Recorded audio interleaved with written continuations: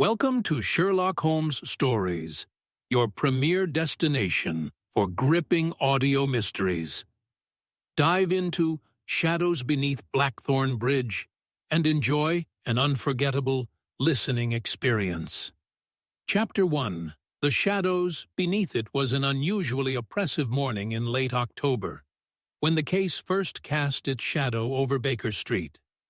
The fog had settled low and thick across London, clinging to the bricks and chimneys like a damp shroud, and the clatter of horse hoofs was muffled into something ghostly and slow.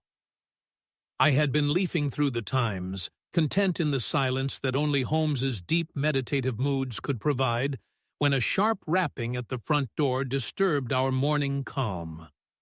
Mrs. Hudson, ever brisk, delivered a single card upon a silver tray. Holmes reached for it without a word, glanced at the engraving and raised one eyebrow slightly. "Inspector Lestrade," he said, with mud on his boots and urgency in his bones, "if I'm not mistaken." I crossed the room and looked out the window, just in time to see Lestrade's thin silhouette emerge from the swirling mist below. "He's not alone," I said. "There's a second figure, taller, heavy-set, limping." Holmes stood brushing, an invisible fleck from his lapel. "A witness, then? Or a suspect brought for subtle assessment? Let us see which." Moments later the inspector entered, hat in hand, eyes already darting from Holmes to me and back again. He looked harried, as he often did when he required Holmes's expertise. "Morning, gentlemen. I've brought a matter of some delicacy," he said. "An unnatural death or disappearance, depending on how you define a corpse that isn't quite one." Holmes gestured toward the armchair. "You have our attention, Lestrade. Sit. Speak plainly." Lestrade remained standing. "It's about Blackthorn Bridge, just outside of Wapping. A railway worker, a man by the name of Crayford, reported something peculiar at dawn. Claims he saw a gentleman standing on the bridge's edge just before the 5:40 goods train passed under. Heard the man reciting something strange, then vanish into the fog. Not jump, not fall, just vanish." Holmes said nothing at first.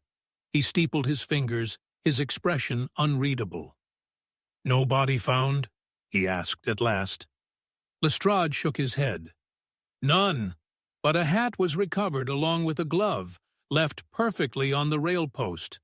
No footprints beyond Crayford's, no signs of struggle. And get this, there's a set of rusted steps beneath the bridge that led down into the Thames. Tunnel works, locked for decades. Yet they were open this morning." Holmes stood, his eyes suddenly alight. "You said he was reciting something?" "So Crayford claims. Some kind of chant or poetry. Said it gave him the chills." "And the second man?" I asked, recalling the heavy-set figure we'd seen from the window. Lestrade turned, opening the door slightly. "Mr. Oswin Beltry, local historian. He's cataloguing the Thames tunnel system for the city archives. Claims Blackthorn Bridge has, reputation." "Let him in," Holmes said. A moment later, Beltry entered. He was a man of considerable girth, wrapped in a long coat, still damp with river mist, and carried a leather portfolio under his arm. His handshake was clammy, but his eyes were sharp. "I must confess," he began, "I urged Lestrade to come. Here, because I've read your cases, Mr. Holmes, and this is not an ordinary vanishing." "Convince me," Holmes said, sitting once more. Beltry opened his folio and withdrew a page yellowed with age. "This," he said, "is a partial map from 1793. It shows the original Blackthorn thoroughfare. Before the bridge was built atop it, there are underground chambers beneath the current structure.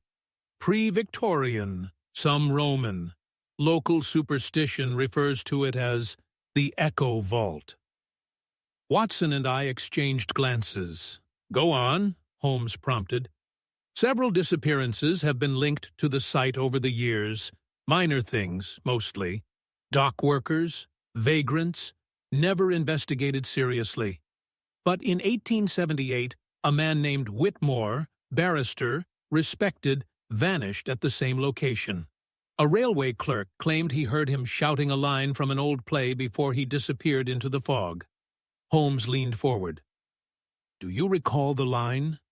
Beltry nodded, his voice low. "Where no step echoes and no light dies." A silence fell over the room. Holmes tapped a long finger against the side of his chair. "And the worker this morning. Crayford, what did he report?" Lestrade opened his notebook. He said the man was muttering something before he vanished. Only caught a few words. But one matched that phrase. No step echoes. Holmes stood abruptly. "That is no coincidence." He turned to me. "Watson, we must visit the bridge immediately. Bring the lantern, the revolver, and the high boots. We may need to go beneath the city." Lestrade rose. "You think this is more than just another vanishing?" Holmes's eyes were distant, calculating. "I think," he said softly, "we are dealing with something performed. A crime staged, like theater. But for whom and for what purpose we must now discover." He strode toward the door, his coat already in hand. "Come, gentlemen, the fog waits, and it is never idle." Chapter 2. A Chant in the Fog. We took a closed carriage through the mist-laced streets of London, the lamps on either side casting long, quivering beams into the haze, like ships lost at sea. Holmes sat in silence for much of the journey, gazing out at the gloom with eyes half-lidded, fingers pressed together beneath his chin. I knew that posture well. It meant his mind was already pacing ahead, calculating, collating, composing. "Lestrade," Holmes said finally, his voice quiet but firm. "Did Crayford mention the man's appearance? The one who vanished?" Consulted his notebook again, flipping back to a thin page. Late 30s, well-dressed, dark overcoat, clean-shaven, no distinguishing marks, though Crayford said his accent was refined, educated, but not theatrical. "Interesting," Holmes murmured. "Not a madman, then, nor a vagabond, a man of poise and purpose." "And a chant," I said. "Those were his last words." Lestrade nodded, repeated it like prayer or poetry. Crayford said he stood, still as a statue, eyes closed, hands loose at his sides. Then he was gone. Holmes tapped twice on the window, then leaned back against the leather upholstery. "Watson," he said, "do you recall the Elliston disappearance in 1885? "Only vaguely," I admitted. "A solicitor who walked into a theater box and was never seen again precisely." He quoted Sophocles in ancient Greek as he went. "No body, no signs of exit, merely the echo of a line and silence." There are patterns beneath the strange, my friend, echoes beneath our steps. We reached Blackthorn Bridge just past noon. The fog had thinned somewhat, but the air retained a bitter chill that clung to the cobblestones like memory. The bridge was a squat, iron-bound thing, spanning a narrow artery of the Thames where the water eddied black and slow. Crayford, the railway worker, met us at the eastern end, cap in hand and nerves clearly frayed. "He was right there," he said, pointing to the bridge's midpoint, by the post. He looked like he was waiting for something, just muttering to himself. Then, as I turned to call for help, he was gone. No sound, no splash. Just gone. "Did he move?" Holmes asked. "Step backward, forward, lean. Over the rail?" "No, sir. Like I said, stood still. I never took my eyes off him, except for that 1 second when I shouted for the constable. When I looked back, nothing." Holmes crouched near the post where the hat and glove had been found. He scanned the ground closely, boots crunching over grit and oil-slicked iron. He produced a small lens and began his study in silence. I stood nearby, scribbling what I could into my notebook, though the eerie nature of the setting kept my mind from settling. "Anything?" Lestrade asked after a moment. Holmes answered without turning. "A scuff mark here, barely visible. A man turned slightly, perhaps to his left. The faint imprint of a heel behind it? Nothing more." "And the staircase beneath?" I asked. Crayford nodded. "Just under that span, iron gate normally rusted shut.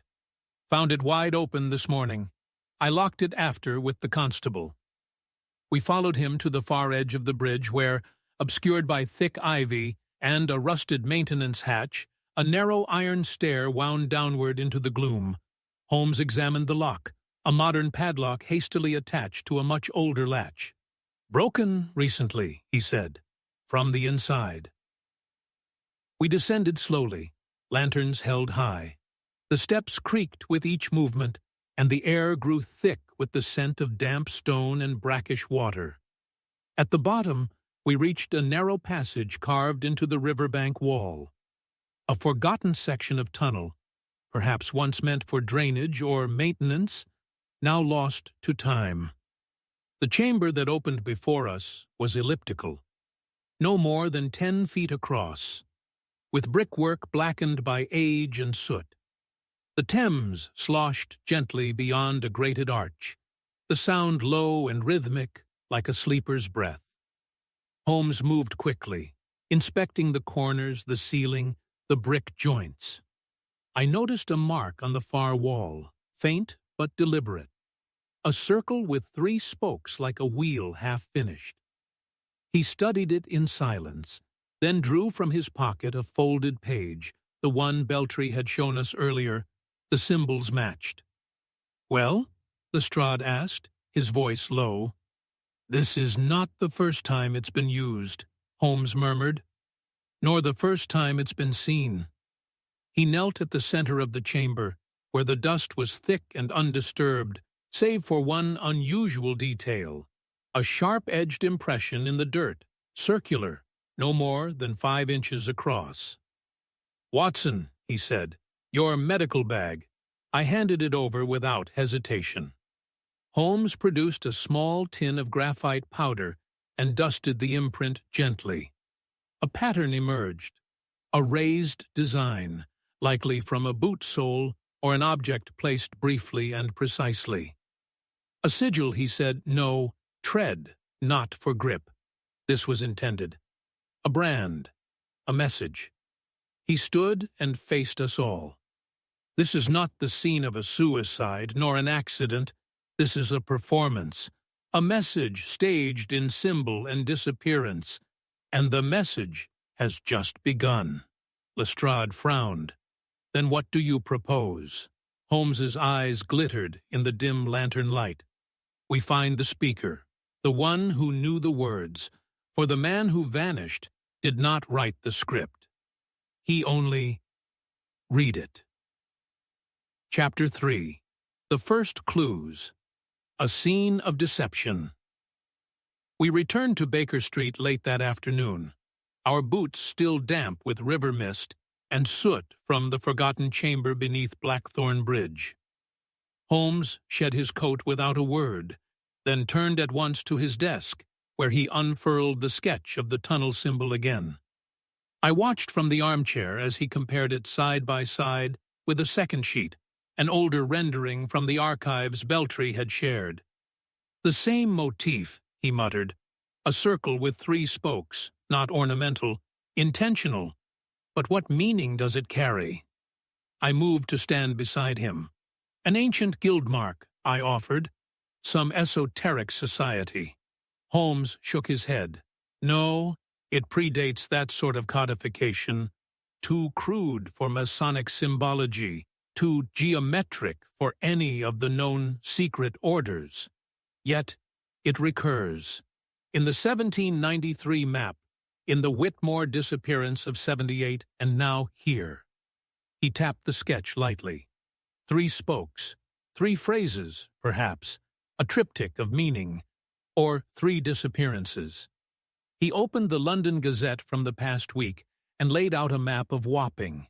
Then, methodically, he marked 3 points in red chalk. Blackthorn Bridge, site of the current vanishing. Saltpeter Alley, near the old lime kilns. Connected to the Whitmore case. Furnace Street, close to the river docks. A reported, unsolved case from 1871 involving a factory overseer who simply walked out the door and was never seen again. Holmes drew faint lines between them, forming a triangle that encompassed a half-mile section of the Thames's eastern shore. A ritual space, he said quietly, not in the religious sense, but a space being used intentionally, repeatedly, and with symbolic care. At that moment, a knock came at the door. Mrs. Hudson entered with a card on a tray. Holmes took it, read it, and handed it to me. Mr. Jonathan Gryce, publisher, Blackwood and Foyle Press. "Show him in," Holmes said without hesitation. A moment later, Gryce entered. A man in his 50s with narrow spectacles, ink-stained fingers, and a nervous energy poorly concealed by a well-pressed cravat. "Mr. Holmes, Dr. Watson," he said, bowing. "Forgive the intrusion. I was told you were investigating the Blackthorn Bridge matter." "We are," Holmes replied. "You have some connection to the man who vanished?" Gryce nodded slowly. "Yes, his name was Lionel Partridge, a poet, freelance contributor to our literary journal. He had submitted a series of unusual verses to us over the past 6 months. We published 2, but the third we rejected. It was too strange. I believe it may be connected to what happened to him." Holmes motioned to the chair. "Sit. Tell us everything." Gryce removed a folded piece of parchment from his coat pocket. "This," he said, "is the final verse he submitted. I kept a copy, though I never returned his original." He called it "The Walk Below." Holmes took the page and read aloud. "Where no step echoes and no light dies, a breath is taken from the tongue of lies. Beneath the iron, stone remembers pain. Speak the triad, and become unnamed again." Holmes paused. He described the bridge. Gryce nodded. He claimed it came to him in a dream, said he couldn't stop writing until it was down on paper. He seemed increasingly unwell during our last meeting. Twitchy, distracted, spoke of finding the path beneath language. "Beneath language," Holmes repeated. "Watson, recall what Aldwych once said about the man who vanished, quoting Greek and Holloway, language as architecture as passage. Perhaps these men all followed a similar path, through word, not road." "May I keep this?" Holmes asked. "Of course," Gryce said. "I just want answers, and if possible, to protect the reputation of the press." We had no idea he was unstable. Holmes thanked him, then turned to me once the door closed. "Watson, I want you to send a wire to the British Library under my name. Request all published and unpublished works by Lionel Partridge, and specifically ask for anything referencing underground locations, bridges, or lost language." He stood and returned to the chalk map. This phrase, "speak the triad and become unnamed again," is the key. I believe the man we saw vanish performed a linguistic sequence. 3 lines, spoken aloud in a space designed to magnify intention. You think someone's using poetry as a trigger? No, as a mechanism, Holmes said. The way a cipher unlocks a safe. The speaker may not even know what they are unlocking, but the words act. And now, someone is teaching them. He turned pacing. If Partridge was the second, Then someone else wrote the first. Someone who understands that the mind bends under repetition. The one who designed the chamber. The one who left the symbol. Then, what's our next move? I asked. Holmes stopped at the window, looking into the gray. We go to Saltpeter Alley. We find the ghost of Whitmore, and we see if he, too, spoke a line from the Triad. Chapter 4. The Gathering of Suspects.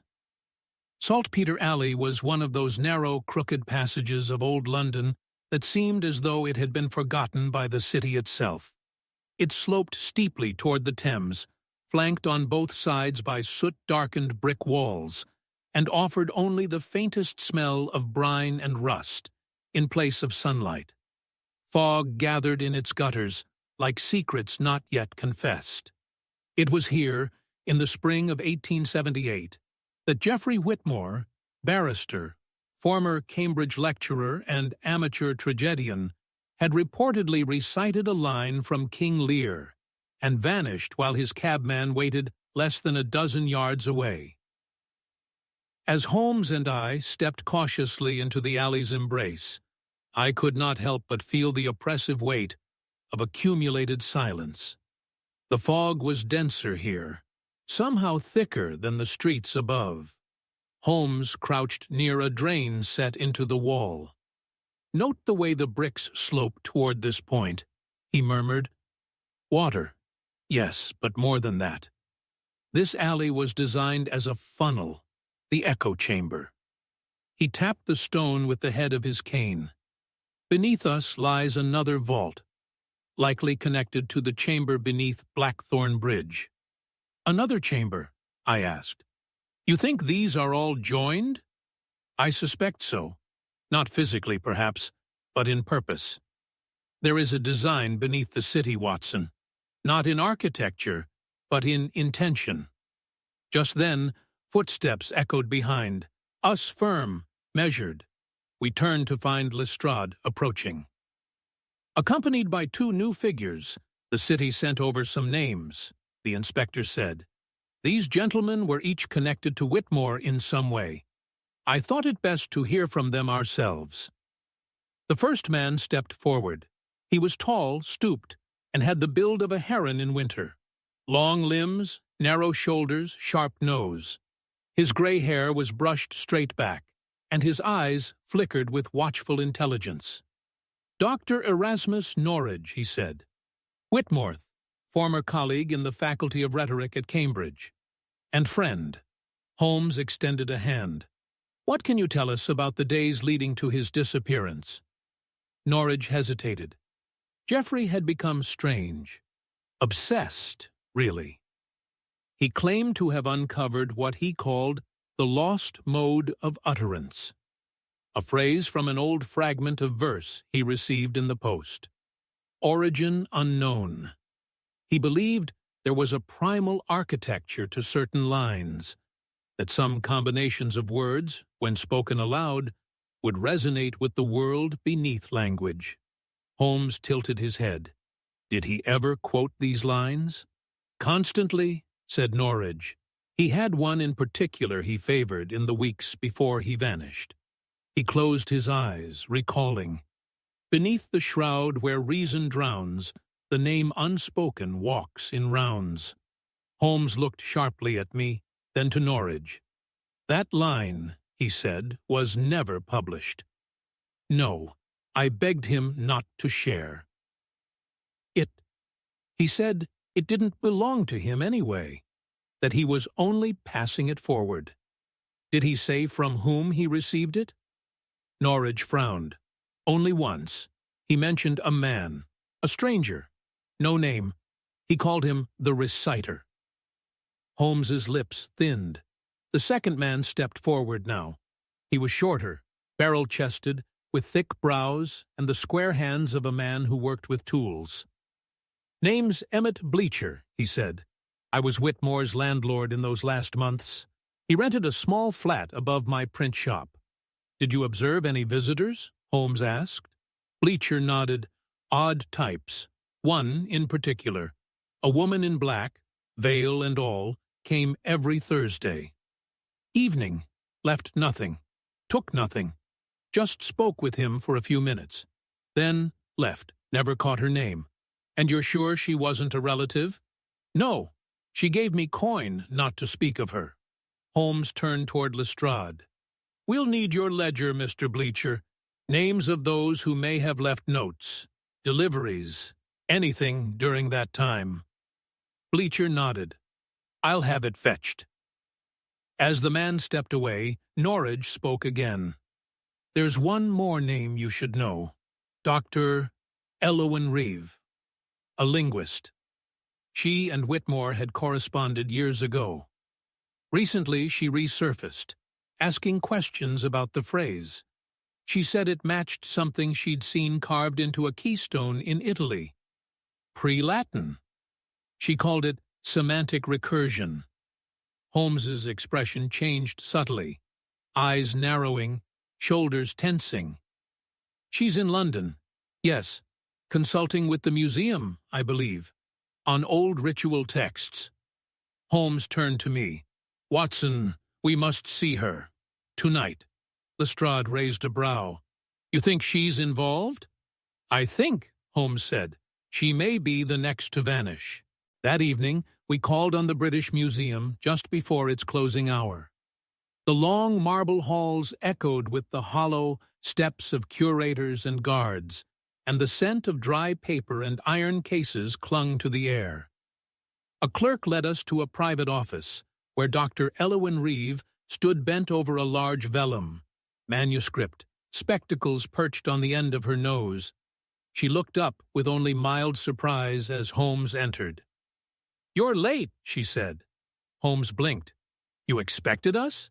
I heard from Beltry this morning, and then I saw the papers. The man at Blackthorn Bridge spoke the second line. That means we're closer now. Too close. Closer to what, Doctor? I asked. She closed the manuscript gently. To the third line, the final verse. And once spoken, it does not end with the speaker. Holmes stepped closer. You believe it's a key? I believe, she said, it's a mirror. Speak all 3 lines, and you show the world what you've become. But you also invite something back. Holmes met her gaze. And who writes such verses, Doctor? She hesitated, then whispered, Whoever walks beneath the city in silence and remembers our names when we forget them. Holmes straightened slowly. Then we must find them, Doctor, before the final verse is read aloud. Chapter 5. First Suspects. The red herring, the morning after our meeting with Dr. Elowen Reeve, broke gray and windless. A stagnant hush seemed to rest over the city, as if London itself were listening. Holmes rose early, having slept barely 3 hours, and consumed only half a cup of tea before donning his coat and announcing that we would pay a visit to a certain Mr. Henley Brooke. I had never heard the name, but the tone in Holmes's voice left no room for delay. As we rattled along in a hansom cab through the maze of Bloomsbury lanes, Holmes finally elaborated. Henley Brooke, he said, is a publisher of fringe literature, pamphlets on the occult, treatises on language and consciousness, poorly edited translations of Babylonian fragments. He also happens to be the name printed on the edge of a chapbook recovered from Whitmore's residence. A chapbook, anonymously published, no author credited, the title, The Path of the 3 Echoes. And you believe Brooke is connected to the vanishing? I believe he is a bridge, from Partridge to Whitmore, from Whitmore to the unknown reciter. If the verses were passed from hand to hand, then Brooke's press may be the conduit. We arrived at a cramped shop front, just off Red Lion Street. The windows were dusty, the curtains drawn, and the brass sign overhead hung at a slight tilt. Inside, the shop smelled of dried ink, wax, and mildew. A narrow bell chimed as we entered. A thin man emerged from behind a stack of unsold volumes. He wore a waistcoat 2 sizes too large, and spectacles that seemed to magnify his eyes disproportionately. "Yes," he said, eyeing Holmes with a mixture of caution and curiosity. "My name is Sherlock Holmes. This is Dr. Watson. We're investigating the disappearance of Lionel Partridge." Brooke blinked slowly. "Ah, the poet. Sad business, but I fear I know little of it." Holmes stepped forward, removing from his coat pocket the chapbook, The Path of the Three Echoes. "This was printed by your press." Brooke studied it with a flicker of recognition. "Only 30 copies," he said. "Private commission, paid in advance by courier. No return address." The material was strange, even by our standards. We debated printing it at all. "But you did," Holmes said. "We did." "And who collected the copies?" Brooke frowned. "They were delivered, 1 to each of 3 recipients, again prepaid. My assistant handled the names. She's not in today, but I have the ledger." He retrieved a worn notebook from the back room and placed it before Holmes. With a glance, Holmes found the entries. L. Partridge, delivered to 14 Wildmere Lane, G. Whitmore, 21 Saltpeter Alley.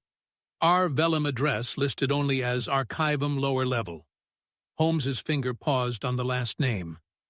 "Watson," he said quietly. "Have you ever heard of anyone by the name Vellum?" "Never, nor have I.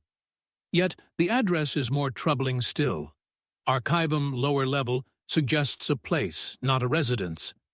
Possibly a library or cryptographic facility." Brooke spoke up.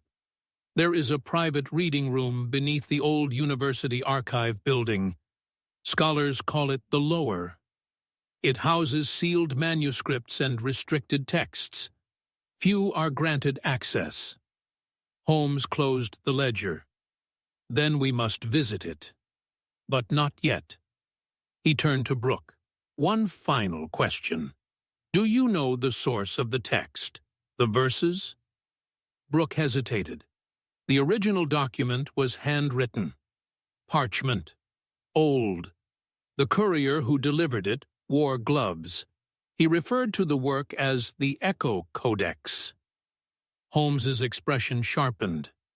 "We'll take that copy back," he said, nodding to the chapbook. Later that day, as we walked through the smoky heart of Soho, Lestrade rejoined us with a grin more self-satisfied than usual. "Well, Mr. Holmes," he said, "I think your ghostly reciters may have to wait. We've found your man." Holmes raised an eyebrow. "Indeed? Name's Malcolm Foyle, former clergyman turned pamphleteer.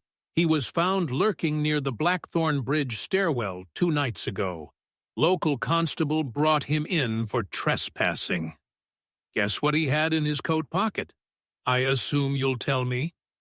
"A page," Lestrade said triumphantly, "copied by hand." The exact verse Partridge spoke before he vanished. Holmes said nothing. Foyle's been muttering about cleansing echoes and paths through silence. He claims he's been chosen to preserve the cadence. Clearly mad, as a March hare. But it's motive, isn't it? Watson glanced at Holmes, who was studying the fogged-up window of a tobacconist's shop as though it held deeper meaning. "No," Holmes said finally. "No?" Lestrade frowned. "He is not the originator, nor is he the director. He's a believer. A pawn." Lestrade scoffed. He had the page, he had a copy, and not the first. "I believe the copies are meant to circulate, not just to spread the phrase, "de ton need to be," but to identify those susceptible to it." Foyle repeated the line. "Yes, but I doubt he understands it, nor did he write it." Lestrade was silent for a moment. "You're saying someone's testing the phrase? Like bait?" "Exactly," Holmes said. "And those who respond to it, like Partridge, like Whitmore, are drawn inward. The reciter isn't just teaching the verse, Lestrade. He's watching." We stood in silence then, the crowd pressing past us on all sides, unaware that somewhere in the shadows of London a pattern was being performed, and those who spoke the lines were vanishing one by one. Chapter 6. The Secret Clue. A Hidden Inconsistency. It was 6:30 when we returned to Baker Street. The fog had thinned, but the cold had not, and Holmes's silence on the ride back was broken only by the occasional tap of his finger against the cab's wooden frame. An unconscious rhythm, as if some internal metronome now guided his thoughts.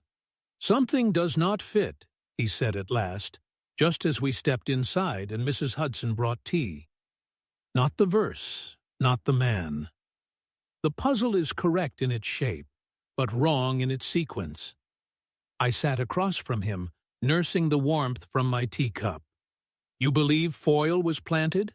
"Not planted, drawn, like iron filings to a magnet, and the magnet Watson is still in the shadows." Holmes moved to his desk and removed the page we had taken from Henley Brooks' press, the chapbook, The Path of the Three Echoes. He opened it to the first printed verse, and laid beside it the handwritten copy taken from Foyle's pocket, which Lestrade had brought earlier that afternoon. At first glance the two were identical, but Holmes took out his magnifying lens and pointed to the third line. In the printed version, he said, the line reads, "Beneath the iron, stone remembers pain." But in Foyle's copy, see here, it reads, "Stone retains the silence beneath." I blinked, so the phrasing changed. More than that, the meter changed. The substitution of retains for remembers breaks the cadence. It is deliberate, but why alter it? Holmes sat back. That is the question. A performer does not change his lines unless he is given license, or unless he is rehearsing a variation. He retrieved a third document, the note recovered from Whitmore's flat, as transcribed by Dr. Reeve. It too contained a verse, different still, where silence coils and meaning bleeds. The breath that calls shall not recede. Holmes tapped it. This one is subtler, but note the placement of the verb, coils instead of falls, shall not recede, an inversion. Multiple versions, I said slowly, all nearly identical, but not quite precisely. And that, Holmes said, is the inconsistency. He stood and began pacing, speaking now as much to himself as to me. If the purpose of the phrase were invocation alone, then accuracy would be paramount. But these changes suggest something else. A testing of thresholds, a search for resonance. Whoever is behind this is experimenting, not with sound, but with reaction. He stopped suddenly. "Watson, fetch me the map." I unfurled the city chart across the desk. Holmes marked 3 locations, Blackthorn Bridge, Saltpeter Alley, and the museum reading vault. Each of these is a point on the triangle we discussed, but now consider the sequence, not the geography. He drew arrows connecting the points, not in clockwise order, but from most recent to earliest. Blackthorn, Partridge.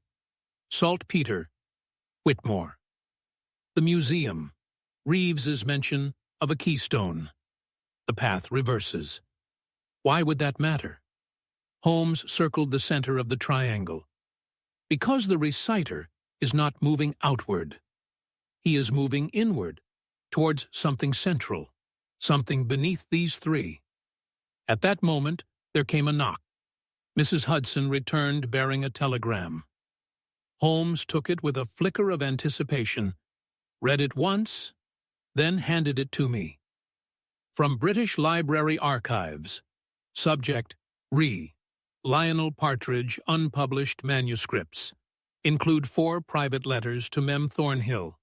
Thornhill, Sir. Maria Thornhill. Former actress. Residence listed. 6 Barrister's Walk. Limehouse. Another name, I murmured. Holmes's face was unreadable. Another vector. We arrived at 6 Barristers' Walk as night fell. The gas lamp struggled against the rising wind. The building was one of those tall, thin brick homes common to Limehouse. Once elegant, but now sunken slightly into disrepair, a single light glowed in the upper window. Maria Thornhill answered the door herself. She was no longer young, but the remains of stage beauty lingered in the lines of her face. Her eyes were sharp, her speech deliberate. "I knew you'd come," she said to Holmes, before we had even introduced ourselves.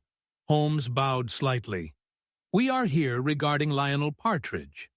"I figured," she said, stepping aside. "You'd better come in."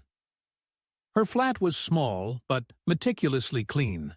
A fire crackled in the grate, and a folio of pages sat open on the desk. Holmes's gaze lingered on them. "Did you know he had vanished?" he asked. She nodded. "Yes, he wrote me just before it happened. Said he was going to try it." "Try what?" Maria walked to the desk and opened a small drawer. She retrieved a folded letter, thin, worn, scrawled in Partridge's hand. Holmes read it aloud. "They say the voice carries only to those who already hear. I believe I'm one of them now. I don't fear it. I only want to know what lies beneath the threshold. I've rehearsed the line. Tonight I will walk to the bridge. If I do not return, remember me, not as a man undone, but as a man completed." Holmes's fingers tightened on the page. "You tried to stop him." Maria shook her head. "No. I read the verse once myself, years ago. I knew what it did. The sense of being suspended, displaced, as if the world beneath your feet had slipped half an inch to the left. Did you teach him the line?" "I introduced him to the reciter," she said, "but not directly. I only handed him the book. Do you still have it?" She walked to the bookshelf, removed a plain leather volume, and handed it to Holmes. He opened it. Inside, on the front leaf, was a stamp. "Property of our vellum. Do not reproduce." Holmes exhaled slowly. "There he is again. The man with no history," I said. Holmes nodded. "Not a suspect, not a victim, but a source." And his voice was suddenly hard. "And now we will find him." Chapter 7. The Crime Grows Stranger. We left Maria Thornhill's flat in a silence that matched the tone of her confession. The streets of Limehouse were slick with rain, and the lamplight danced in distorted halos on the wet cobblestones. Holmes moved swiftly, his coat whipping behind him, his brow knit in that taut line I had come to associate with the most troubling of cases. He spoke only once during the walk back to Baker Street. "Watson," he said, "we are no longer investigating a disappearance. We are investigating a script, one whose author we do not know, but whose actors are vanishing on cue." When we returned, he paced the room as I poured us each a measure of brandy. "There is something deliberately theatrical about all of this," he muttered. "The phrases, the locations, the triangle. The victims recite their lines and step from the stage, but the audience, us. We are only beginning to understand the play. Then our vellum is our playwright." Holmes turned sharply. "He is something worse, a conductor." He strode to the shelf, retrieving the leather-bound book Maria Thornhill had given us. Its contents were stranger than we had first assumed. Beneath the front matter and stamped ownership mark, the inner pages contained a series of verses, each one structurally similar, yet increasingly incoherent, the deeper one read. Many were written in a modified Latin, others in a phonetic script neither Holmes nor I recognized. One page bore only a repeating phrase, "Speak to vanish, speak to become." Another was written backward in charcoal, live echoed, lived reversed. It was at this point that Holmes did something I had rarely seen him do. He recoiled, physically as though struck by a gust of unseen wind. He dropped the book. I rushed forward. "Holmes." He held up a hand, composing himself, then looked at me with an expression I had seen perhaps twice before in all our years together. "Fear." I read it aloud. He said, "Only the last line. But I felt it, Watson." He sat slowly, hands pressed, together. A dislocation, as though I were no longer quite inside my thoughts. My body remained, but something turned. Inside, I picked up the book cautiously and closed it. "What is this thing, Holmes?" He shook his head. "It is not a book, it is a threshold. One you pass through by reading, not physically but perceptually, like a key placed into a lock deep within the self." There came a knock then, sudden and urgent. Mrs. Hudson appeared in the doorway, flustered. "Inspector Lestrade is downstairs. He says it's urgent." Holmes nodded. "Send him in." Moments later, Lestrade stormed in, his coat soaked and his usual composed demeanor frayed at the edges. "We've had another one," he said grimly. "Same setup, east tunnel mouth of Old Mill Lock. A railway worker swears he saw a woman standing at the entrance around 5 this morning. Long coat, veil. She recited something he couldn't understand. He turned to call for help, and when he looked back, gone." Holmes was already on his feet. "Did she leave anything behind?" Lestrade nodded. "Just one thing. A page, folded, no signature. It was in her glove, laid carefully on the threshold." He handed it to Holmes. Holmes unfolded the paper with surgical care. I leaned in behind him. It read, "Echo the Third," and "Silence opens." Holmes stared at it for a long moment. "So, the third line." He looked up at us both. "This is the end of the triad." Lestrade scratched his head. "So what does that mean exactly?" "It means," Holmes said slowly, "that the ritual is now complete. The third act has begun, and with it, we can expect a final disappearance. Or perhaps something worse." Lestrade swore under his breath. Holmes turned to me. "Watson, do you recall what Maria Thornhill said?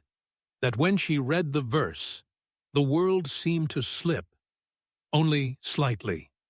A sidestep, a misalignment." "Yes," she read only the first. "I read the last. Others have read all 3. He walked slowly to the window. "There's a pattern. Here. A progression. First the mind resists. Then it obeys. Finally, it vanishes." "Vanishing into what?" I asked. Holmes turned, his voice low and precise. "Into whatever lies behind language, Watson. Into the structure beneath the words. Into him. Vellum. Yes, or whatever vellum is. I no longer believe he is merely a man." A silence followed. Then Holmes straightened. "We must act before the final echo is spoken." Lestrade crossed his arms. "And how do you propose we do that?" Holmes's eyes sharpened. "We trace the publication. We follow the book. Brooke printed it. Thornhill read it. Partridge received it. Someone, somewhere, is still distributing copies." He turned to me. "And we must find them before another reader steps through the page and does not return." Chapter 8. Holmes tests a theory. By dawn the next morning, Holmes was already at work. The fire had not died in the grate, and he had yet to remove his coat. The air of Baker Street hung with a smell of burnt candle wax, damp tweed, and something more curious: graphite, crushed charcoal, and clove oil. I descended the stairs, rubbing sleep from my eyes, only to find my friend bent over a series of drawn concentric circles on parchment paper. "You slept not at all," I said. "There are patterns, Watson," he muttered, not looking up, "and if one watches them long enough, they speak." "What sort of pattern?" "A spiral," he said, "but not one that turns inward, one that expands outward." He turned and handed me a folded slip of paper. "Do you recall this?" Was the line from the third victim left in the glove. Echo the third, and silence opens. I've analyzed the structure. Each of the 3 phrases we've uncovered contains 3 traits: an opening verb, a location or state, and an outcome. But in each case, the order shifts.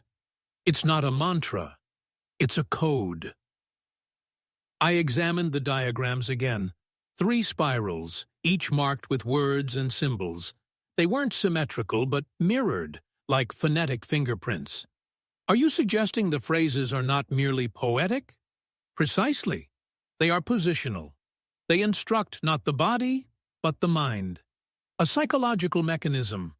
The reciter, whoever Vellum is, has devised a way to use language like a lever, and those susceptible to its rhythm, they shift." A knock at the door interrupted us. Mrs. Hudson entered, holding a sealed envelope. "Delivered by hand," she said. The man wore gloves. Holmes took it. He slit the top open with his knife and extracted a single card. Dark gray with silver ink. It read, "Mr. Holmes, you have heard the first. You have read the second. You will now speak the third. Midnight. The archivum beneath Greyfriars." There was no signature. Holmes said nothing for a moment. Then he turned to me, voice low. "That," he said, "is the invitation I have been waiting for." By 10 o'clock, we stood before the locked iron gate of the Greyfriars archivum. Officially, it had been closed for renovations. Unofficially, it had been closed because of an incident last winter involving the disappearance of a clerk and the reappearance of an ancient manuscript in his place. Lestrade arrived 10 minutes later, lantern in one hand, revolver in the other. "We certain this isn't a trap?" he asked. Holmes smiled faintly. "Oh, it is most assuredly a trap. But it is one I intend to spring deliberately." We descended through the stone stairs into a hallway thick with dust and centuries-old damp. Lanterns flickered in the draught. Far below, a door stood slightly ajar, beyond which a faint humming could be heard, a sound that seemed both mechanical and human, like a choir humming a single note just beneath the range of comprehension. Inside the vault was a small amphitheater, likely once a monastic chamber. At its center was a lectern, and behind it, standing still composed, was a figure dressed in black. No hat, no gloves, just pale hands resting gently on a leather-bound book. He looked up. "Mr. Holmes," he said. "Mr. Vellum, I presume." The man inclined his head slightly. His face was not remarkable. Narrow of jaw, pale of skin, eyes neither sharp nor dull. But it was his voice that chilled the room. "I thought you might arrive early," he said. "Curiosity has always been your kind's greatest weakness." Holmes stepped forward. "And you trade in it like currency." Vellum smiled. "I trade in structure, in possibility. You see only danger in the triad. I see an evolution. I see death," Holmes said coldly. "No, not death. Displacement, reformation. A man is only as fixed as the syntax he obeys." Holmes approached the lectern. "You intend to read the final configuration?" "I do. And this time, Mr. Holmes, you will respond." With a single fluid motion, Vellum opened the book. "3 lines," he said. "You've heard them all. Now listen as they are combined. This is not performance, it is structure, finally aligned. He spoke slowly, evenly. Beneath the iron, silence coils. Echo the third, and breath recedes. Speak to vanish. Speak to become. The sound lingered in the air like a storm waiting to fall. Holmes did not flinch. Instead, he stepped up to the lectern, and in a voice clear and strong, replied with a single, carefully chosen line of his own. I choose not to echo. There was a pause, and then the light dimmed. The chamber shook, and Vellum, his lips frozen mid-smile, began to flicker. Not fade, not vanish, flicker, like a candle between two realities. You, he stammered. You broke the alignment. Holmes stepped back. Language obeys only if one submits, but choice is the flaw in your equation. The variable you cannot code. Vellum screamed, not in pain, but in failure. And then he was gone, not vanished, collapsed into silence. We stood in that hollow chamber as the humming ceased. Holmes lowered his hand. It was never about power, he said softly. It was about structure, and I changed it. Lestrade stared at the lectern. What happens now? Holmes turned to me. Now, Watson, we listen, and we do not repeat. Chapter 10. The true motive begins to surface. Dr. Ellen Reeves sat silently in the interview chamber of Scotland Yard's lower offices. Her hands clasped loosely on the table, her eyes no longer fixed on anything visible. She spoke only in fragments, half-lines of verse, snippets of sound, as though the full melody had been lost, and only the notes remained. Holmes and I stood behind the mirrored pane of the observation room, listening through the copper-piped vent as Lestrade attempted a third round of questioning. Elowen, the inspector said gently, you are not under arrest, but we need to understand. Why did you go to Hollow Wharf? Who gave you the book? No reply. Holmes leaned close to the vent. She will not answer plainly, he murmured, because she doesn't know. You think she's innocent? No, Holmes said, but she is not complicit in the way we once thought. She's been manipulated. The language acted through her, as through Partridge and Whitmore. But she retained something they lost. What's that? Holmes stepped back from the wall. Memory. That afternoon, Holmes asked for a quiet room in the Yard's archive division. There he laid out the 3 core artifacts we had recovered so far. The original chapbook, the Path of the 3 Echoes, the leather-bound red volume Elowen had dropped in the vault, a half-burned manuscript from Whitmore's apartment, once thought to be a poetic journal, now reassessed as a copy of an earlier unseen source. He laid each out like a map, each page aligned, symbols cross-referenced, phrases charted in columns. What we have here, Holmes explained to me and Lestrade, is not literature. It is a progression.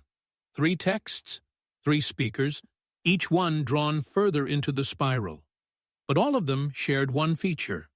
They never completed the triad independently. Each phrase was delivered separately, sometimes days, sometimes years apart. Why? Because they didn't have the whole script, Lestrade guessed. Correct, Holmes nodded, because the full pattern would have destroyed them immediately. Someone, something, ensured it was delivered in fragments, staged like acts in a performance. I looked at the documents. Then Vellum was only Act 1. Yes, Holmes said, and Elowen was Act 2. She believed she was studying the language, but it was studying her. She was chosen for her ability to preserve the cadence like a phonograph, repeating sound without understanding. Lestrade stepped forward, looking over the red volume. "What about this?" It was blank when we opened it. Holmes turned a page. Faint lettering had begun to reappear, almost spectral. He ran his fingers over it, its ink formulated with ferric oxide. Reactive to heat and moisture. It reappears slowly. He held the page to the lamplight. A few words emerged. Echoes are not meant to return. They are meant to replace. He looked up sharply.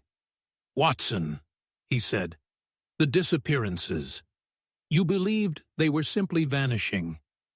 "Course." They recited the phrase and then gone. "But no," Holmes said, "they weren't removed. They were rewritten." I stepped back. "You mean their minds?"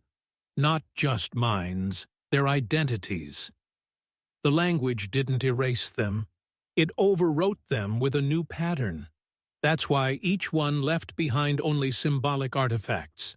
A glove, a page, a hat, tokens, anchors. What returned from? The speaking was not the speaker, but something that knew the script." Lestrade's eyes narrowed.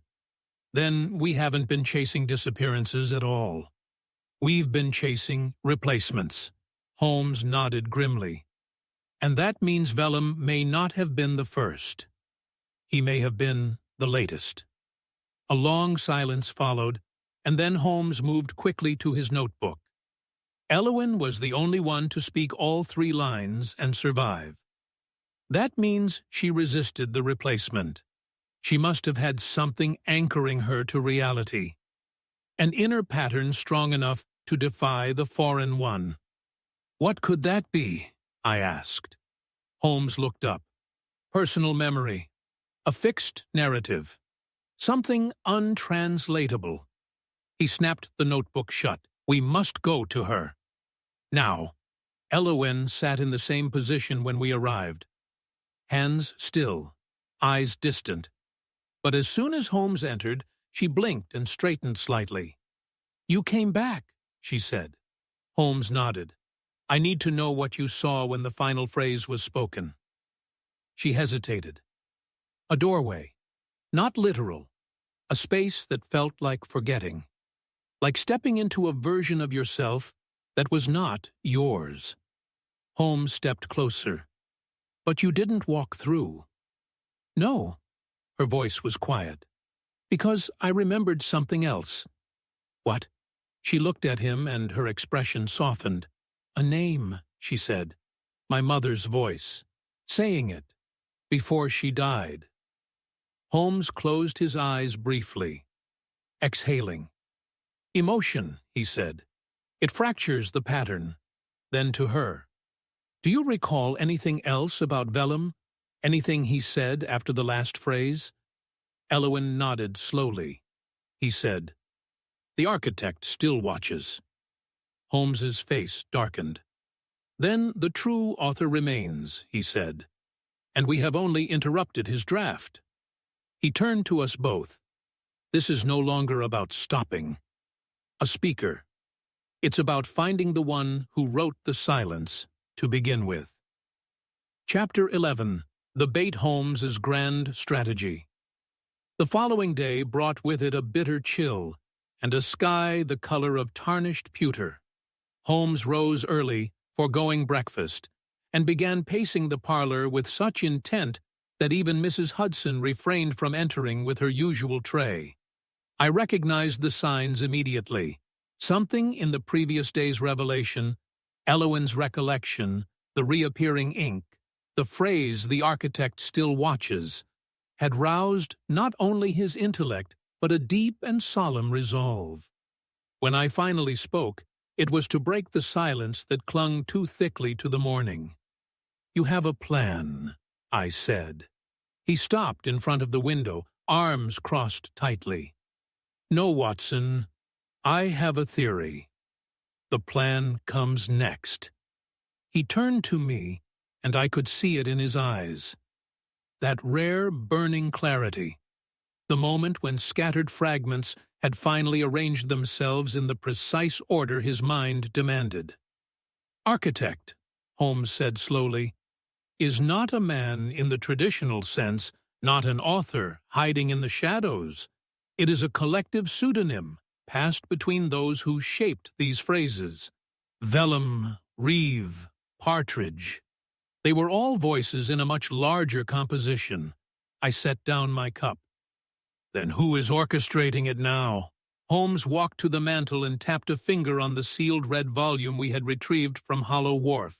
We've assumed the architect speaks through printed text, but that's too slow, too traceable. No, the new speaker will transmit through something else, something more immediate. You mean speech? Speech and theater. He turned to me sharply. This pattern is performative, Watson. Each victim stood before witnesses. They did not vanish in secret. They disappeared in front of others. The ritual requires attention, which means it requires an audience. I frowned. You believe there will be another performance? Holmes nodded. Yes, and I intend to be at its center. That afternoon, Holmes summoned Inspector Lestrade, Aluani Reeve, and Jonathan Gryce, the publisher who had first brought us Partridge's verse. We met in a disused wing of the British Museum in a reading room filled with high windows and the scent of old paper and paraffin oil. Holmes addressed us all with clipped precision. A new speaker will emerge within days. We've seen it already. 3 acts, each escalating in complexity and spectacle. The final act must follow the same rule. But this time, we choose the venue. Lestrade raised an eyebrow. You want to stage it? No, Holmes replied. I want to trap it. If we predict the next appearance, we can turn the structure back upon itself. Gryce coughed lightly. And how do we do that precisely? Holmes unrolled a parchment on the table. It was a floor plan of the Orpheum Hall, a small, seldom-used theater in Marylebone. We host a reading, publicly advertised, 3 speakers, themed around echoes and literature. We bait the trap with the same structure the architect favors. 3 lines, 3 readers, 3 movements. The architect cannot resist such symmetry. They will either send their agent or reveal themselves. Elowen leaned forward, her voice hushed. And if someone reads the wrong phrase, they won't, Holmes said, because I'll control the text. He pulled from his coat a sealed envelope. Inside is a line I have crafted myself. Nonsense to any who hear it. But rhythmically, it mirrors the architect's work.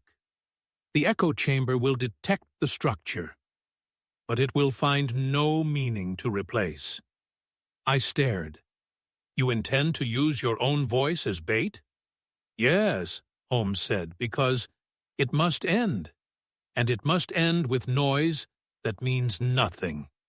2 nights later, the Orpheum Hall filled slowly with curious guests. Some were scholars, drawn by the promise of obscure verse. Others were students, thrill-seekers, or lovers of the strange.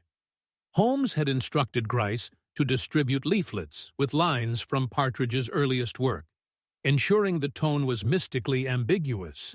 The crowd, sensing a cult novelty, came willingly. Holmes, wearing a charcoal suit and uncharacteristically theatrical cravat, stood behind the curtain, pacing lightly.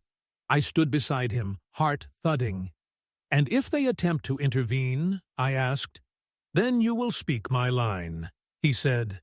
Lestrade was stationed at the wings, revolver holstered, 2 constables nearby.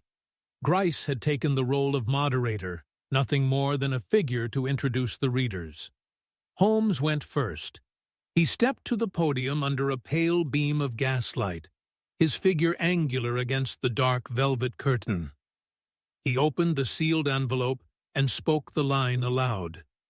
Beneath no shadow, the name repeats, unformed.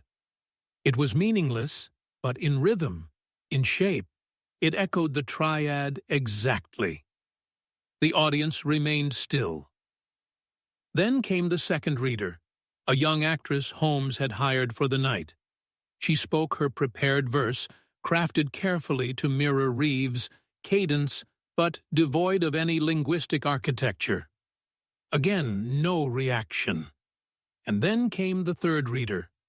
But she was not one of ours. A woman rose from the crowd, no name called, no invitation given. She walked calmly to the stage. Her eyes were glassy, her hands trembled slightly. Holmes moved forward, but before he could speak, she opened her mouth. Where threefold sound becomes the blade, I stand within your spoken name, and carve myself through echo. The gaslight flared, the walls groaned, the theater shook, but Holmes, calm, unwavering, stepped beside her and whispered a single word into her ear. It was his own word, one none of us ever heard. She collapsed, and the shaking stopped. Later, as the crowd was escorted out and the woman taken into custody, Elev, unharmed but dazed, Holmes turned to us. It was a test, he said. She was not the architect. She was the amplifier. The real one remains behind the curtain. Lestrade nodded grimly. Then what now? Holmes looked back at the empty stage. Now, he said, we rewrite the ending. Chapter 12. The Moment of Recognition. The Orpheum Hall was empty now. Only the echo of footsteps remained, and a strange sense of unease lingered in the velvet drapes and worn stage boards, as if the very room remembered too much. Holmes stood in the center of the stage long after the constables had cleared the crowd, and the impostor reciter had been escorted away. I approached cautiously, still uncertain what I had witnessed. She wasn't reciting for herself, I said. No, Holmes replied. She was delivering a line written by someone else. And not from memory, she had never seen the text. She spoke it as if reading from an invisible page. I felt a chill. You mean, she was channeling it, Watson, or more precisely, receiving it. He stepped down from the stage and motioned me to follow him backstage, where Lestrade waited, examining the woman's belongings. No identification, the inspector said. No money, no ticket stub, nothing except this. He held up a folded slip of paper, blank.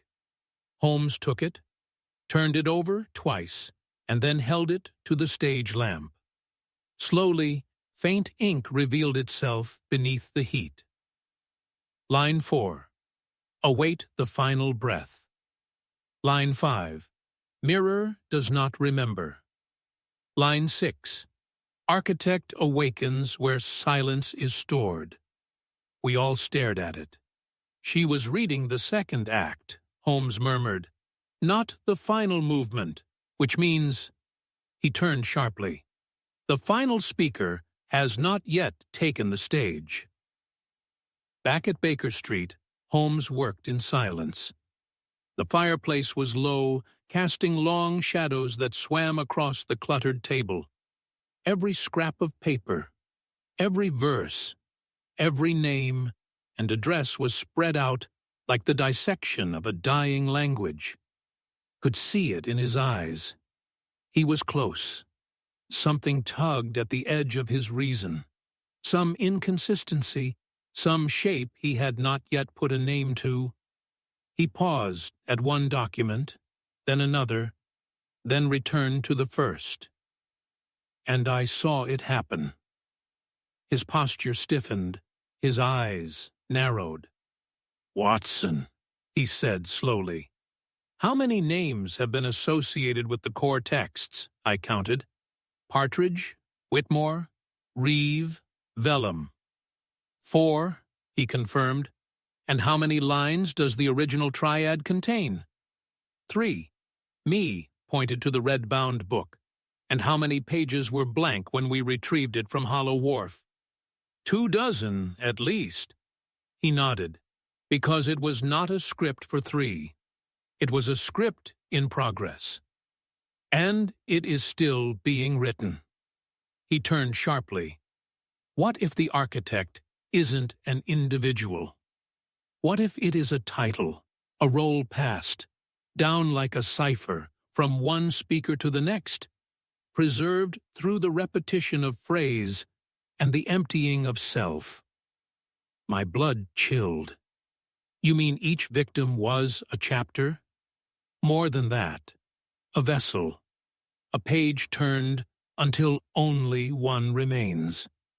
The final speaker, the one who completes the cycle and unlocks the silence. He retrieved a small mirror from the mantel and placed it before us. I asked myself, why mirrors? Why tunnels? Why echoes? Because this pattern is recursive. It loops. It listens. It waits to hear itself completed. He turned the mirror to reflect the fireplace. Then he placed a note beneath it, the verse that Elowen had spoken. The words appeared reversed in the glass, but one phrase remained unchanged. Speak to become. Holmes tapped it. That phrase reads the same, forward and reversed. It is a linguistic palindrome, but only in one direction. The architect's name is hidden not in the sound, but in the refraction. At that moment, he froze. Watson, yes? Where did Elowen say the last phrase was delivered? Hollow Wharf, the vault beneath the river. She called it the place where forgetting breathes. No, before that, I searched my memory. She said, a space that felt like forgetting, like stepping into a version of yourself that was not yours. Holmes nodded. That is the clue. He rose, crossed to his desk, and removed a slim black envelope from a case marked Personal Correspondence Not Yet Filed. It was the invitation Vellum had sent. Holmes turned it over. On the reverse side, barely visible in the dark fiber, was an embossed stamp, P.H.I. frowned. A printer's mark? Holmes looked at me. No, a person. He opened his notebook and turned back several pages, revealing a list he had compiled earlier, names associated with the spread of the phrase. Among them, Philip Holloway. He circled the name. Holloway wasn't just the first known vanisher, he was the first architect. But he disappeared years ago? Exactly. Which means the architect, this identity, must be passed on. A transference. When a speaker finishes the triad and resists replacement, the role seeks a new vessel. He closed the notebook and looked at me. And now, Watson, I believe I am being offered that role. The room fell silent. I stared at him, uncomprehending. You? He held up the invitation again. The verses were bait, but the trap was for me. I've read all 3 lines. I've rewritten 1. I've interrupted the cycle. The architect requires a successor. My throat tightened. Holmes, if that's true, we need to destroy everything. Every page, every copy. No, he said, we need to finish it. On our terms. He looked back at the fire, and the mirror, and the note, because the only way to close the book is to write the last line ourselves. Chapter 13, The Final Attempt to Escape. The wind howled down Baker Street like a living thing the following night, rattling the panes and scraping along the brickwork with claws of sleet and cold. Holmes stood by the hearth, motionless save for the faint shifting of his eyes, across the words he had just written. Words which, by his own reckoning, would either end the architect's cycle or ensnare him forever within it. On the desk beside him lay the single page, carefully inscribed, unsigned, unspoken. Where the final word resists the mirror, I remain unnamed, unwritten, unheard. And yet, I end the echo. He did not read it aloud. Not yet. "This is your line?" I asked, keeping my voice low. Holmes gave the faintest of nods, a line that ends the sentence without completing it, a phrase that resists structure, denies recursion. If I speak it, in the right place, at the right moment, I believe the cycle will collapse. But it must be performed. Where the architect expects its continuation. Then where? He turned from the fire, his coat already over one arm. Back where it began. Watson, Blackthorn Bridge. We arrived at the bridge just past midnight. The city around us drowned in fog so thick it swallowed the gaslights whole. The Thames murmured softly below, the current barely visible beneath the skeletal outlines of the iron beams above. Lestrade waited at the southern embankment, lantern in hand, his expression grave. "We've cleared the area," he said. "The constables will hold back the onlookers, if there are any. Frankly, Holmes, I don't like it. Too exposed."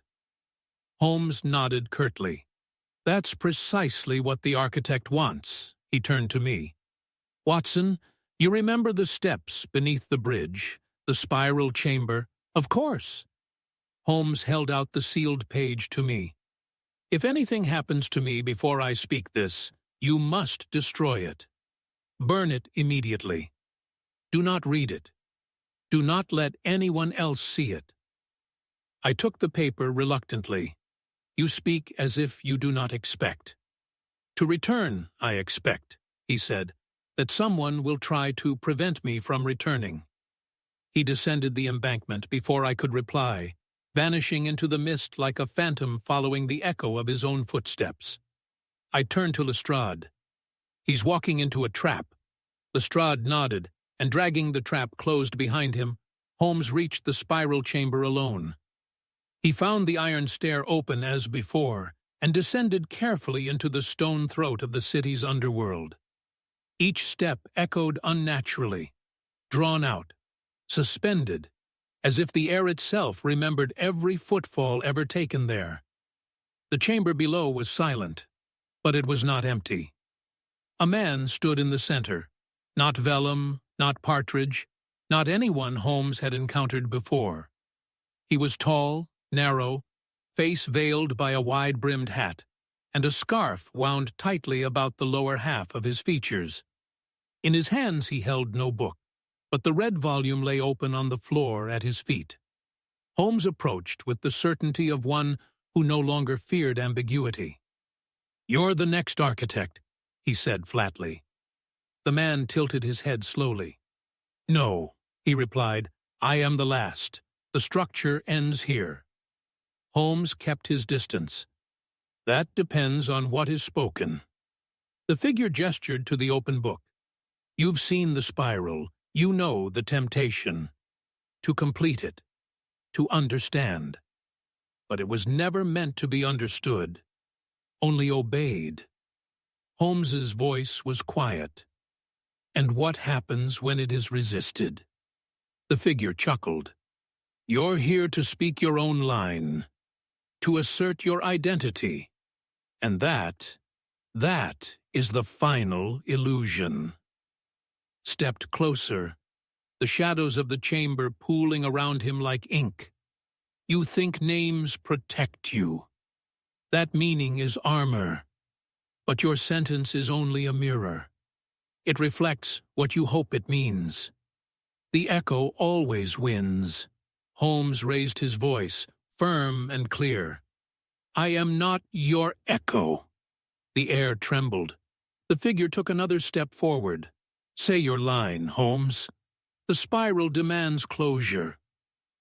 Holmes knelt slowly, placing the sealed page before him. He did not open it. Instead, he looked up. "I won't say it here," he said. And not because I fear what it will do, but because I choose not to. The chamber darkened. The spiral on the floor began to glow faintly. The stones vibrated. Without completion, the figure hissed. The loop will continue. You will never be free of it. Holmes stood. That is where you are wrong. He stepped outside the spiral and whispered 3 words, not in Latin, not in verse, just 3 words of his own making. No echo returned them. The glow flickered, then dimmed, then died. The spiral cracked beneath the figure's feet. He stumbled. Holmes watched silently as the man's outline wavered, then splintered like a reflection in shattered glass. And then he was gone. Not vanished. Dispersed. We returned. To Baker Street just before dawn. Holmes looked as he had on that first night. Composed, quiet, but changed. You didn't use your prepared line, I said, handing him back the sealed envelope. Unopened. No, he said. I realized it was never about the words. It was about refusal. A performance only works if the actor follows the script. I chose to stop acting. He tossed the envelope into the fire. And the architect.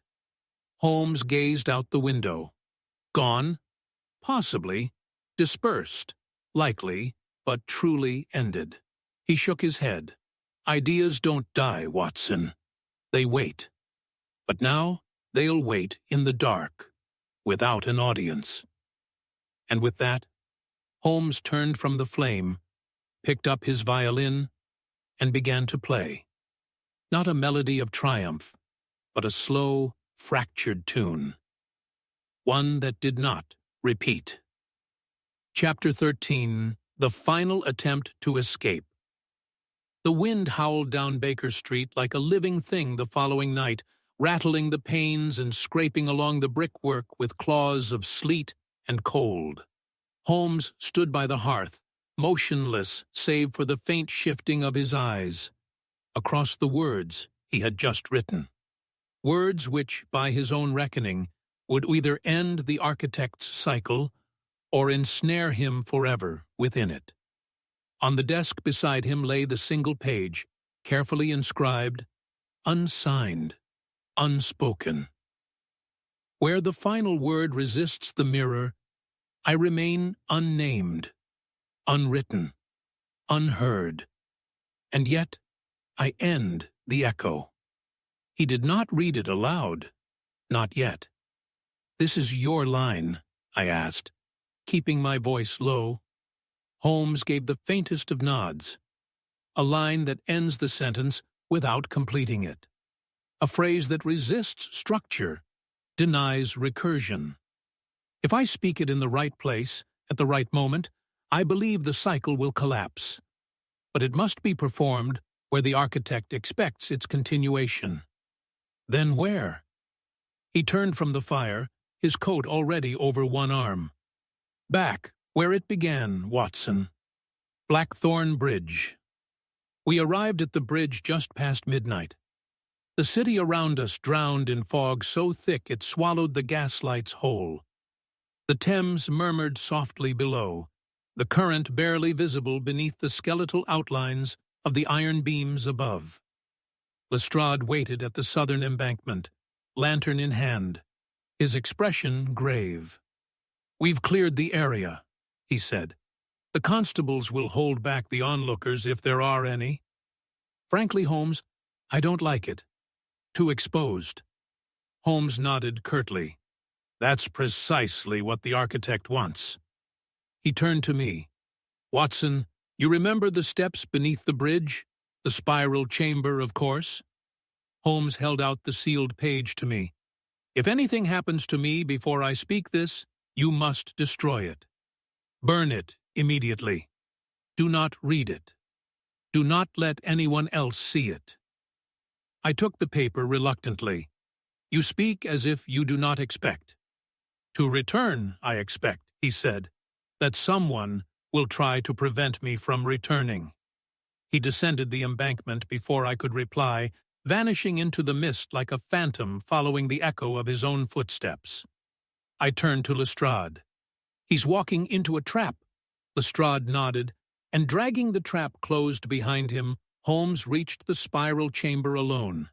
He found the iron stair open as before and descended carefully into the stone throat of the city's underworld.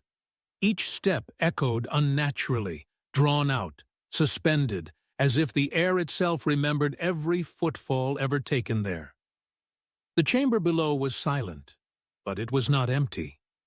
A man stood in the center, not vellum, not partridge, not anyone Holmes had encountered before. He was tall, narrow, face veiled by a wide-brimmed hat, and a scarf wound tightly about the lower half of his features. In his hands he held no book, but the red volume lay open on the floor at his feet. Holmes approached with the certainty of one who no longer feared ambiguity. "You're the next architect," he said flatly.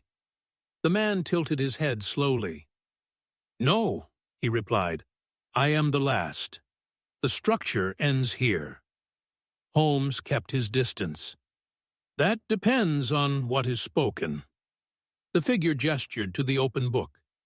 "You've seen the spiral. You know the temptation. To complete it, to understand. But it was never meant to be understood, only obeyed."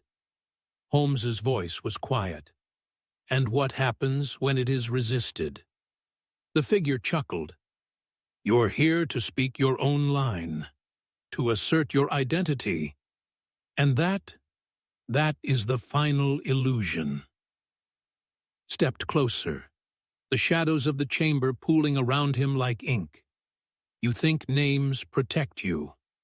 That meaning is armor. But your sentence is only a mirror. It reflects what you hope it means. The echo always wins." Holmes raised his voice, firm and clear.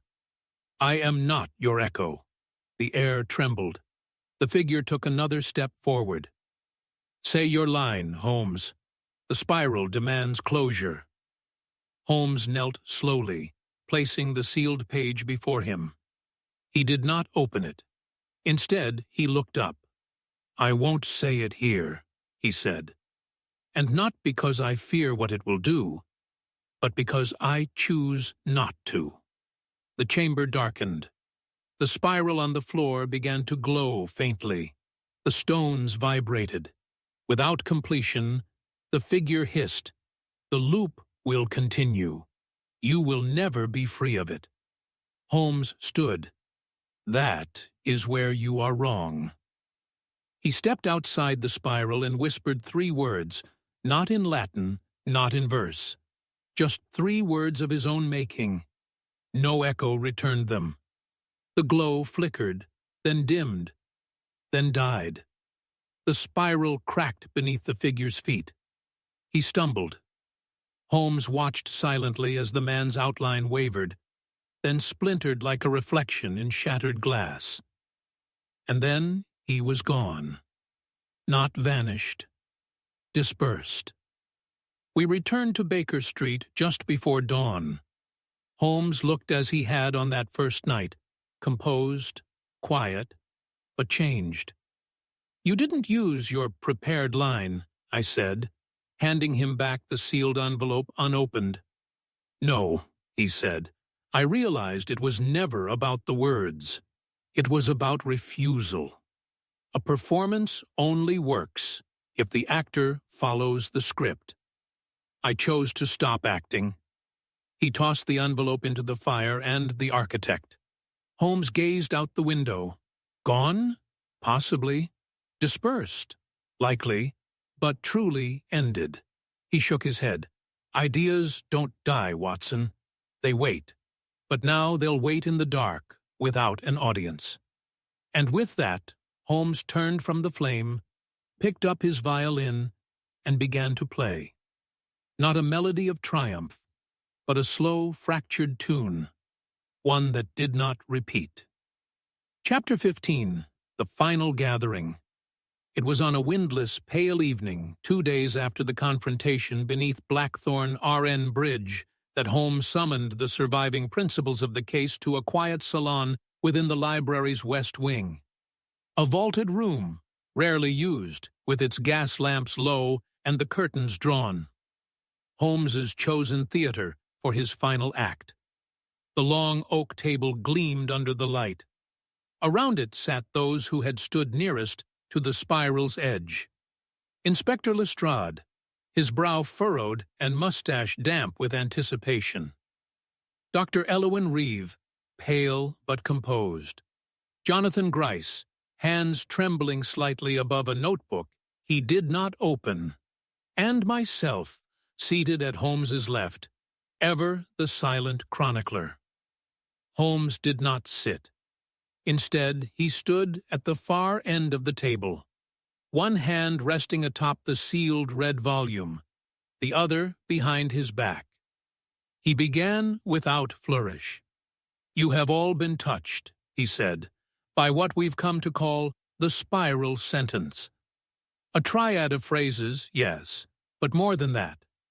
A structure designed to replicate, not just in sound or thought, but in identity. It is a linguistic parasite, capable of overwriting a speaker's sense of self if recited in full sequence under the correct conditions." A shiver moved through the room, though no one spoke. Holmes continued, "We believed at first that this was the work of a madman, Vellum, Partridge, perhaps even Reeve. But it has become clear that the spiral was not the creation of a single author. Rather, it is a phenomenon of intention, maintained and shaped by those who serve as its voice." He gestured to Elowyn. Dr. Reeve encountered it during her studies of pre-Latin verse. She was not its creator, but its preserver. She remembered where others were consumed. Then to Gryce. Mr. Gryce published Partridge's verses unknowingly. He gave the spiral an audience. Gryce flinched. "I didn't know what it meant." "I didn't." Holmes held up a hand.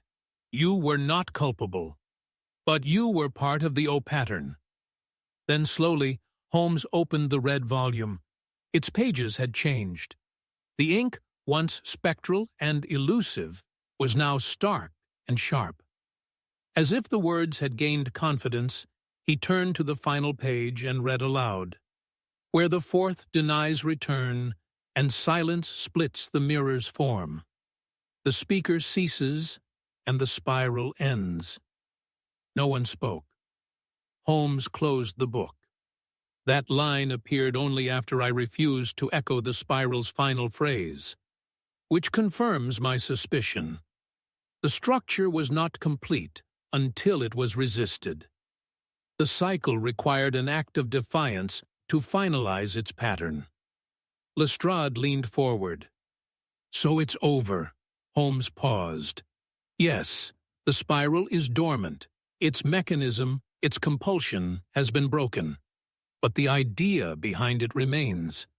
And ideas are never truly defeated.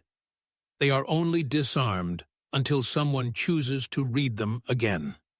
He turned to Elowyn. "You said the original inscriptions were found on stone, ritual spaces, ancient steps." "Yes," she murmured, "carving so old, the language had no known root." "Then this pattern predates us," Holmes said. "It is older than our cities. It may even be older than writing itself, a way of undoing the self through sound. Language not as communication, but as erasure." A long silence followed. Then Holmes laid the red volume into a steel box. Edisher locked it with a brass key and handed the key to Lestrade. "This must go to the deepest archive the Crown controls, buried, forgotten. If it is ever opened again," Lestrade took the box. "We'll ensure it isn't." Holmes's voice lowered. "See that you do, because next time, the spiral might not wait for defiance." He turned from the table, coat already gathered. "I thank you all," he said, "but this gathering is over." And with that, he walked into the shadows beyond the lamplight. Outside, as we stepped into the gray night, I caught up to him. "You still believe someone else was watching?" Holmes gave me a brief, unreadable smile. "I know someone was. They always are, Watson. That is the spiral's nature. It watches through repetition, through us." He stopped beside a lamp-post, looking up. "But now," he said softly, for the first time, "it has nothing to listen to." And he turned away, walking into the fog with the silence of a man who had spoken the final line, and meant every word. Chapter 16. The Reveal Holmes Breaks Down. The crime. It was a quiet morning at 221B Baker Street. The storm that had haunted the previous week had finally passed, leaving behind clear skies and a cold wind that whistled like a memory through the chimneys. Holmes stood at the mantelpiece, his back to the fire, the red volume finally gone, locked in a government vault far beneath the Thames. I had expected a sense of relief from him. Instead, he was pensive. His violin rested untouched beside the chair, and a fresh stack of notes sat before him, revisions, additions, annotations to his private case files. After nearly an hour of silence, he spoke. "Watson, you recall how this began?" "Yes. A man who vanished mid-sentence on Blackthorn Bridge." Holmes nodded, but his eyes remained fixed on the coals, and yet what we encountered was never truly about disappearance, not in the physical sense. The victims did not simply vanish. They were replaced. Their absence was not an act of subtraction, but of substitution. I frowned. By the architect? No. He turned to face me now, hands clasped behind his back. The architect is not a person. It is a function. A title assumed by whoever completes the sequence, or in our case, whoever nearly completes it. This structure, Watson, was designed not to destroy the speaker, but to overwrite them. He stepped to his desk and opened his notebook, revealing a diagram he had drawn, 3 overlapping circles, each labeled identity, language, perception. At the center of each disappearance, he said, lay the moment of utterance, the instant the final phrase was spoken. In that moment, the speaker ceased to be themselves and became a vessel, a medium through which the spiral could preserve itself. "And the verses?" I asked. "The triad?" "Like keys," Holmes replied, each phrase constructed to weaken the walls of the self. The first introduced dissonance, the second blurred identity, and the third completed the pattern, making the speaker receptive. He paused. But for the spiral to function, it required 3 things: an origin, which we mistook as vellum, an amplifier, Elohim, and an audience, which was us. I stared. "You mean we were the true targets?" Holmes said. Each public act of vanishing wasn't just a mystery. It was a performance, a warning, or an invitation. The spiral wanted attention. It needed someone to decode it. He sat down slowly, and the moment we began to investigate, we entered it. A silence followed. Then Holmes stood again and walked to the window. I began to suspect the spiral was recursive when I encountered the second manuscript. It repeated themes not just linguistically, but structurally. Characters mirrored earlier victims, verses mirrored older phrases. Even the chambers, Blackthorn, Saltpeter, Hollow Wharf, each formed a literal spiral. But none of that answered why. "And now you know," I said quietly. He nodded. "Because the spiral is not about death. It is about propagation. It survives by luring those who believe they can understand it, who believe it is a riddle. But it is not a riddle. It is a mirror." He turned back to me, voice low. "That is what Vellum misunderstood, what Reeve glimpsed. The spiral doesn't speak. It reflects. It waits until the one observing begins to repeat the pattern, and then it becomes them." He picked up a single sheet of paper, his own verse, the one he had never spoken aloud. "I crafted this to end it." But what truly ended the spiral was not the words I wrote, but the words I chose not to say. The refusal to echo is what shattered the cycle. I sat back, the full weight of it settling in. You broke the pattern not by solving it, but by refusing to complete it. "Yes," Holmes said, "because sometimes, Watson, the most powerful act is to remain silent when silence is expected." We sat in thoughtful stillness, the fire crackling behind us. Then I asked the question that had haunted me since that final confrontation. "Do you believe there are more?" Holmes's gaze was distant. "There are always more. Patterns that wait, ideas that wear the face of language. But this one," he gestured to the closed notebook, "has been named. And now that it has been named, it has lost its power." I nodded slowly. "And the architect?" Holmes allowed himself the faintest smile. "If they exist still, they will find another name, another echo." Then he reached for the violin at last, drawing the bow across its strings with a tone that was neither melancholic nor triumphant, but clear and singular and unbroken. It was a melody without repetition, and as it rose into the quiet morning, I realized it was the sound of a man who had refused to echo, and in doing so, had finally made something original. Chapter 17.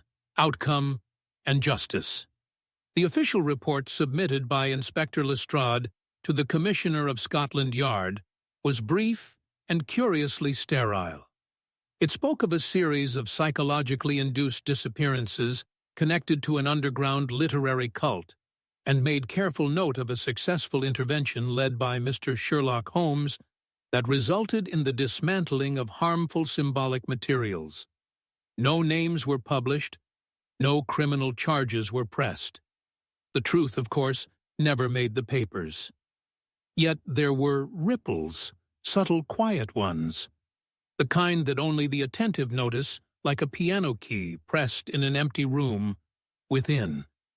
A week, the print run of The Path of the Three Echoes was recalled and destroyed.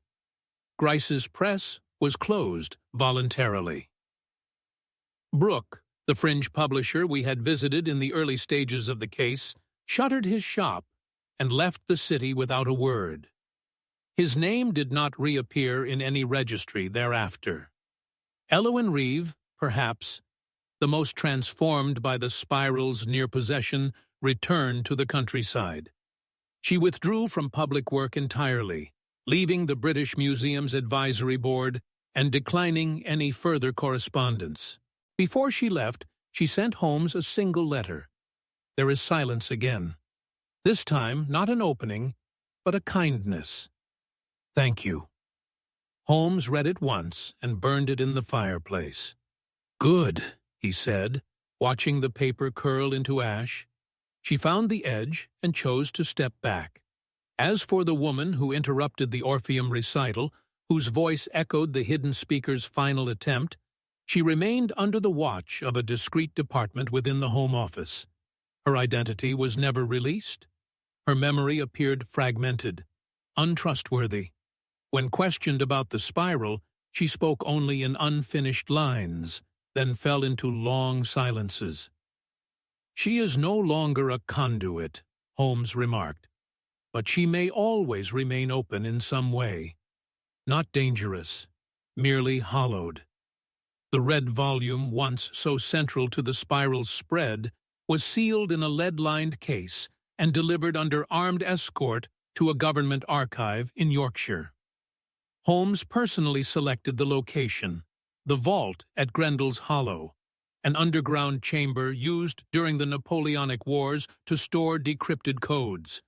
Few knew of its existence. Fewer still knew how to access it. It was with Holmes the morning. The key was turned in the lock for the final time. "No copies?" I asked. "None," he said, "at least none that matter. Do you believe that?" "I believe," Holmes replied, "that the spiral thrives only through attention. Without an audience, its language is just noise." The archivist, a dear one, solemn man in wire spectacles, closed the door with a metallic finality. "It's done," he said. Holmes nodded. Not quite. A week later, we received an invitation. It was delivered in a black envelope with no return address. Inside was a plain card, embossed with only a single sentence. "You stepped outside the structure. So did I. Let us meet where there are no words." Holmes read it in silence, and then, to my great surprise, he laughed. Not in mockery or derision, but in something that resembled recognition. "Another survivor?" I asked. "Possibly," he replied, "or possibly a warning. Will you go?" Holmes folded the card precisely and placed it atop his violin case. "No," he said, "because if the spiral is truly over, there must be no second act, and I've already taken my final bow." He turned to the fire, his silhouette framed in golden light. "The justice here, Watson, is not found in arrests or trials. It is in closure. We did not punish the spiral. We refused it. That is justice enough." That evening, as London quieted under a settling dusk, we sat once more in the familiar comfort of our rooms. The world outside had resumed its usual noise. Markets calling, carriages passing, the occasional shout of newsboys heralding mundane events. Holmes, at peace for the first time in weeks, picked up his violin and began to play. No spirals, no verses, just sound, unpatterned, spontaneous, alive. And I, seated across from him, finally understood the shape of our victory. It was not in what we uncovered. It was in what we refused to repeat. Chapter 18. Holmes's Final Reflection to Toll.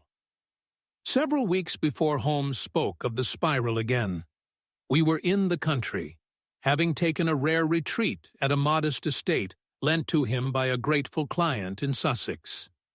The grounds were quiet, the days unhurried, and the distractions few. Holmes took to walking the gardens in the early hours, leaving his boots at the door and his violin untouched in its case. It was not boredom that brought this silence. It was recalibration. On the third evening, as we sat beside a crackling hearth, with a chessboard between us and no desire to move the pieces, he finally broke his own quiet. "You recall, Watson," he said, "that when I first encountered the spiral, I did not believe it was real." I glanced up. "Yes, you thought it. A symbolic trick, a performance." He nodded. And in part it was.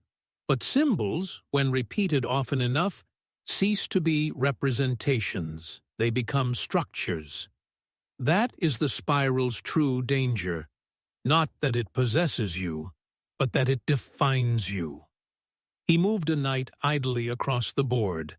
It was never about language, really. It was about pattern recognition. The spiral trained its victims to seek logic in the illogical, to look for meaning in chaos, and in doing so made them part of the pattern. I leaned forward. "You resisted that. You refused to echo it."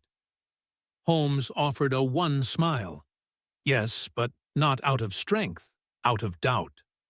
I hesitated just long enough to think, what if silence is the only safe answer? It was not deduction that saved me. It was choice. Illogical. Human. Imperfect. He stood and crossed to the window, where the countryside was laid in a patchwork of moonlight and shadow.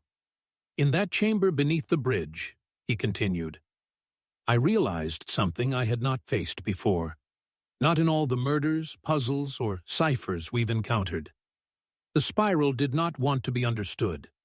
It wanted to be completed, and had I obeyed its structure even in defiance, I might have fulfilled its final condition, which was to survive as it. I felt a chill pass through me. Holmes turned back to me. I have built a life on deduction, on believing that every problem has a solution, and every solution a shape. But the spiral was a trap shaped like a question, one that punished the desire to solve it. He sat again, quiet, for a long while. Perhaps, he said finally, that is why it chose poets, dreamers, the curious. They believed they could refine chaos into meaning. They followed the thread and vanished into the pattern. And you didn't, I said. Holmes looked at me now, his gaze calm and steady. I almost did. He placed the chess piece back in its starting position. But I remembered something important, something even the spiral could not overwrite. What was that? He smiled faintly. You, I blinked. Me? You, Watson. The memory of your voice calling me back. The sound of reason, yes, but also friendship. The spiral spoke in verses, but it could not speak as you. And that was enough. The silence that followed was not heavy. It was peaceful.